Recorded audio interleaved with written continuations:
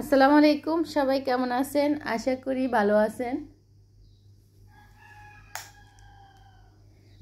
এখানে কি দেখতে পাইতেছেন দেখেন, এগুলা কি অনুভব করতে পাইতেছেন কি না জানি না।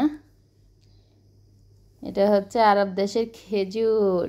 দেখেন গোল গোল একদম কিসের মতো দেখা যাচ্ছে, বড়ির মতো।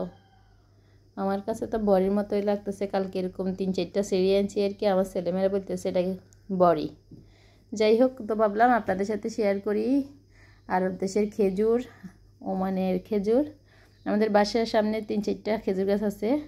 নাসিফের বাবা এগুলোর মধ্যে বীজ দিছিল।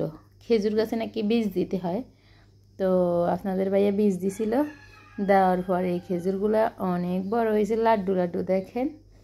আর খাইতে এত স্বাদ, এত মজা, নারকেলের মতো খাইতে। এই যে একটা ভেঙে দেখাচ্ছি, দেখেন দেখেন একদম বড়ির মতো, ভিতরে এত মাংস।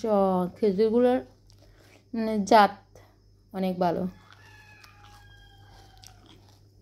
এই সময় যদি এখন দেশে যাইতাম না, তাহলে দেশের মানুষের এইরকম খেজুর নিয়ে যেতাম, কাঁচা খেজুর। এখন এই সময় তো যাওয়া হবে না, যাইতে যাইতে এগুলো সব বাড়তি হয়ে যাব। এই আর কি অবস্থা। তো কীরকম লাগছে আমার কাছে ওমানি খেজুর কমেন্টে জানাবেন।